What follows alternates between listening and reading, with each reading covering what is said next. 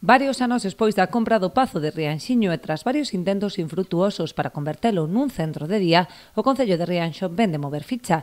Traballa na redacción dun proxecto técnico asesorado por a Gadea, que permite habilitar nas instalacións un centro de día cumprindo cos requisitos da Xunta de Galicia. Trátase de obras que atenden ás cuestións máis elementais co obxectivo de que boa parte delas poidan ser asumidas pola Brigada Municipal abaratando os custos.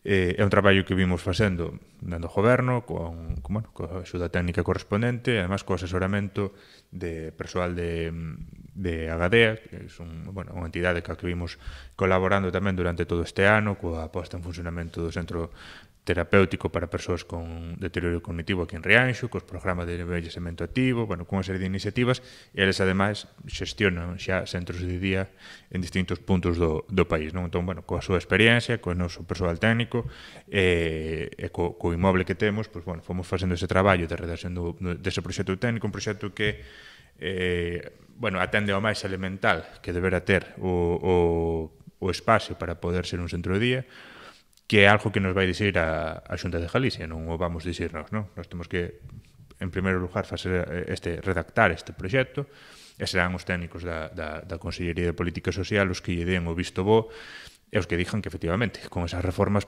ese inmoble pode convertirse antes ou despois nun centro de día. Unha vez obteñan o visto bo da Xunta, abordarán o modelo de xestión do futuro servizo. Non desbotan a posibilidade de que Política Social se faga cargo, aínda que as reiteradas negativas ao longo deste tempo obrigan a barallar outras alternativas. Nós non desbotamos en ningún momento que a Consellería de Política Social, que en última instancia é a competente na materia, se faga cargo da xestión do centro de día, estará sempre á súa disposición. Pero, se dende o ano 2019 hasta o presente iso non se desbloqueou, nada nos fai pensar que vai a cambiar nos próximos meses, non? Entón, exploraremos as distintas vías para iso. Tamén é pouco probable que o Consello, imposible, que o Consello poida asumir a xestión directa do servicio.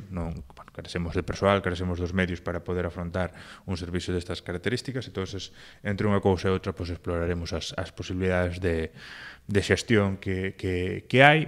A meta do actual goberno é que o centro de día entre en servizo antes de rematar a legislatura, satisfacendo así unha demanda histórica da sociedade rianxeira.